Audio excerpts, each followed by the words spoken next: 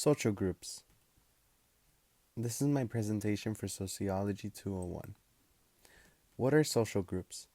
Social groups are when a group of people unite for a singular purpose, goal, or mindset. They can also be created from cultural themes and be expanded on as subcultures. Social groups can be put together and separated with the same people depending on belief systems. My personal story. When I was a kid, I had a group of friends in 3rd grade. We grew really close and all of us were always together. We reached a point where other kids put a label on us, the quote-unquote the rich kids.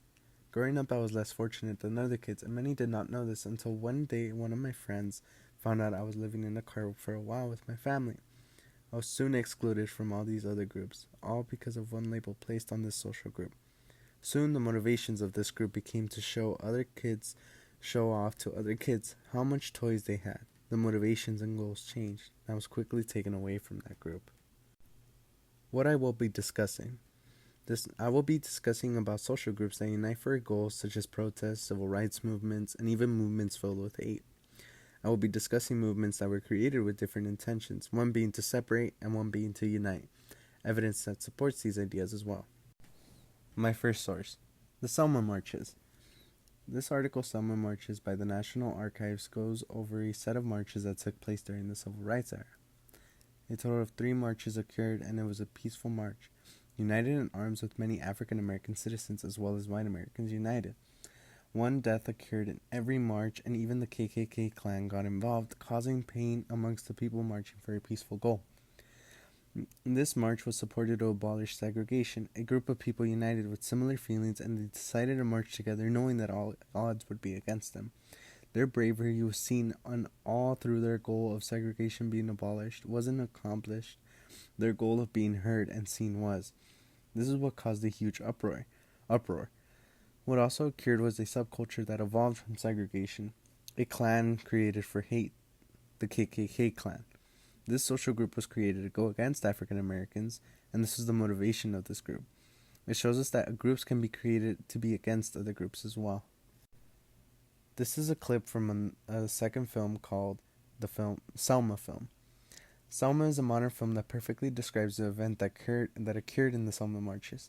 This video displays a clip from the film showing how and what took place in these marches as well. My third source, Introduction to Sociology textbook. This textbook elaborates on the idea that social groups can be separated when they can also be put together. Racism isn't solely about the hatred for another person, but it can also be the action of causing separation as well. Prejudice is used to create new groups, but also to destroy them as well. Analysis. The textbook states discrimination consists of actions against a group of people. Discrimination can be based on race, ethnicity, age, religion, health, and other categories.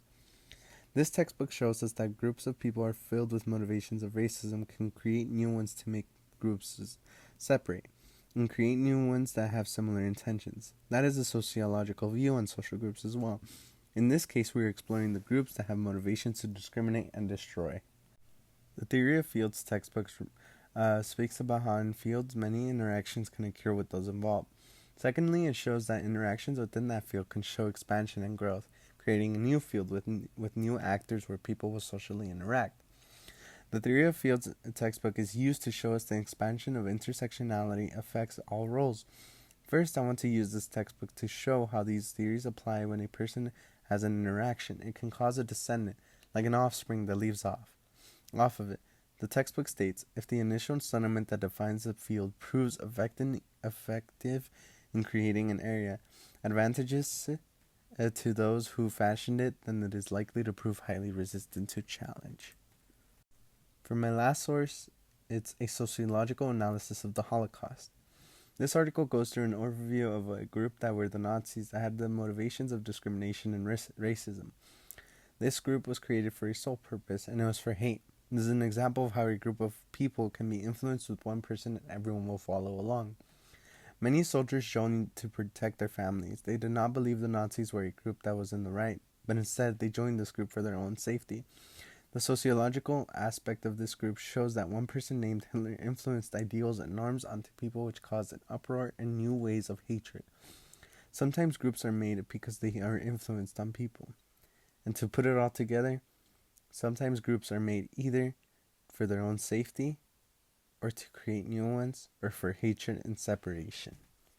Thank you.